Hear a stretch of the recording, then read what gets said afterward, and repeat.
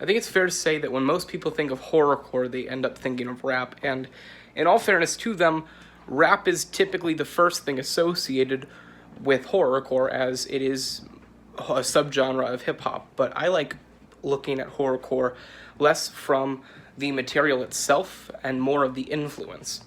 And when I think of Marza Panther's Nite Sweats, I think of a song that is beautiful for the sake of beauty and haunting for the sake of haunting. I think it fits the idea of what horrorcore is designed to describe, whilst not truly being horrorcore. So I like looking at it from the label of melodic horrorcore rock. It has amazing, beautiful, and impression-leaving instrumentals beyond a very melodic, very almost disturbing set of vocals, but disturbing in just the right way. It's I think it's too far into rock to be pop music, but it's not rock enough to be truly rock.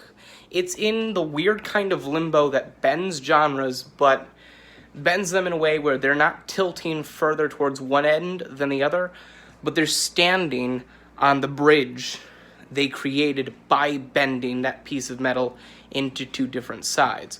It doesn't lean further into one than the other, and thus keeps pretty much the best of both worlds that it kind of finds itself balancing on. It's nothing world-changing. There's nothing... I don't think there's anything that somebody's going to listen to the song and take from it, necessarily. I think it's something that is... And that's not a bad thing. I think it's something that's designed to be beautiful and haunting and leave just the right impression for people to want to come back and listen to more. It is very sweet, and it's very calming in some instances, whilst also remaining to a higher degree more unnerving. It is something that I think if you played, people would start to get goosebumps, but also start to find themselves on the bridge of that bend themselves, where they're not really nervous or scared or anxious because of the music, but they're not too infatuated on the beauty. I think it's something where they will notice both and be in a very confused state of mind, trying to figure out exactly what they're supposed to be feeling. It challenges somebody like me or somebody else to figure out what it is that they're feeling and try to set that into words, which is very difficult for me to do in the 4 minutes that I'm trying to do it.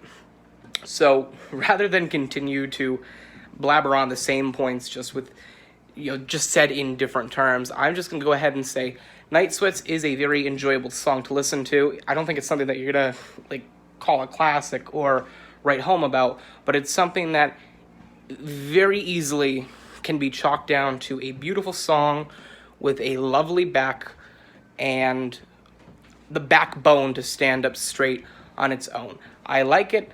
I would absolutely advocate for anybody listening to the song giving it a shot and trying to figure out what exactly it is that you take away from yourself and from the song upon first and second and third listens through. So I absolutely do not reference. What am I thinking of the term? I refer you to go and listen to the song, check out the artist. I haven't gotten the chance to just yet. I didn't want to delve too deep into her catalog, or their catalog, I guess, in hopes of not jeopardizing just my opinion on that song. But once I do listen to the catalog, I will I'll give it multiple listens through. I'll figure out what I like, and maybe I'll even make a ranked video out of it. So, with that being said, I'm Zach Hardy.